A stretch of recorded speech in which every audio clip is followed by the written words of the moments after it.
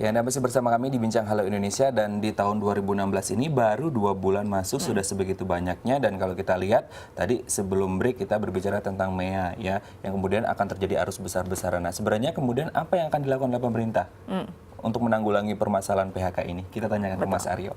Mas Aryo, ini kita lihat gelombang PHK sudah besar-besaran, arus MEA baru mau akan masuk Indonesia.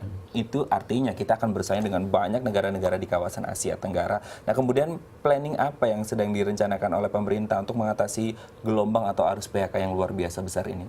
Iya, langkah konkret yang bisa dilakukan pemerintah pertama adalah tadi yang sering saya kemukakan, suku bunga itu menjadi salah satu hambatan kita untuk semakin kompetitif ya di negara-negara tetangga kita paling tinggi.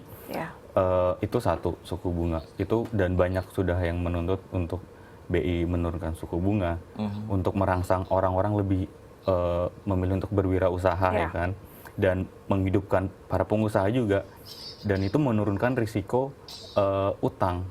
Kenapa? Karena dengan suku bunga tinggi ini para pengusaha itu lebih nyaman untuk meminjam duit di bank-bank asing.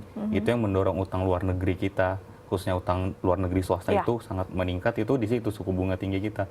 Jadi solusinya turunkan suku bunga. Kemudian tapi ini mungkin nggak sih dalam kondisi saat ini untuk menurunkan suku bunga? Menurut saya sangat mungkin, meskipun hitung-hitungannya ada hambatannya adalah kemungkinan The Fed akan menaikkan suku bunga.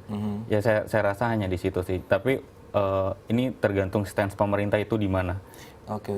Ini kalau kita lihat di Indonesia beberapa perusahaan katakanlah yang besar di bidang otomotif dan juga elektronik ya. Tapi yang kemudian menjadi pertanyaan adalah sebenarnya sektor mana sih yang sangat rentan untuk melakukan PHK atau tutup produksinya kalau kita berbicara tentang global, karena juga bisa mungkin berefek di Indonesia.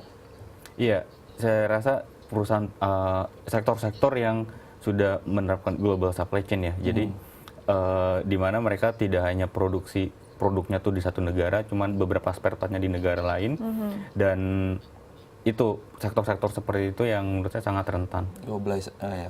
Global supply chain memang luar biasa karena mereka harus mengimpor bahan baku, sehingga berkaitan dengan juga ongkos produksi dan akhirnya juga daya beli masyarakat semuanya tergabung menjadi satu. Dan ini juga merasakan mungkin para konsumen yang menggunakan produk-produk yang pabriknya tutup di Indonesia ini, mereka juga sedikit ketar-ketir. Apakah ini akan berpengaruh juga pada ekonomi kita? Iya, tentu tadi berpengaruhnya yang lebih khawatir adalah pengangguran tadi, si PHK ya.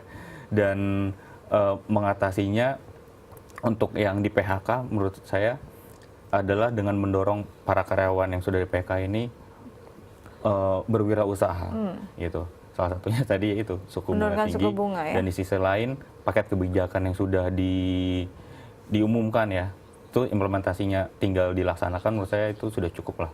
Ini andai kata pemerintah memang sebenarnya tadi memungkinkan untuk menurunkan suku bunga, tapi mungkin entah hal apa yang membuat mereka tidak bisa menurunkan suku bunga, apa yang mungkin dilakukan pemerintah untuk menanggulangi membengkaknya dan menjamurnya pengangguran karena PHK ini?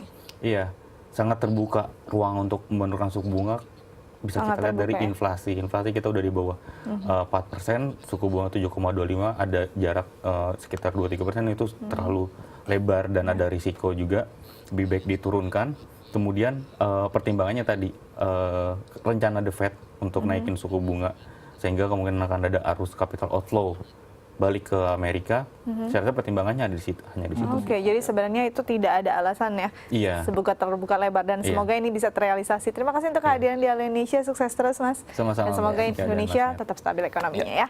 Baik, kita masih punya banyak informasi menarik lainnya, tetap bersama kami di Halo Indonesia.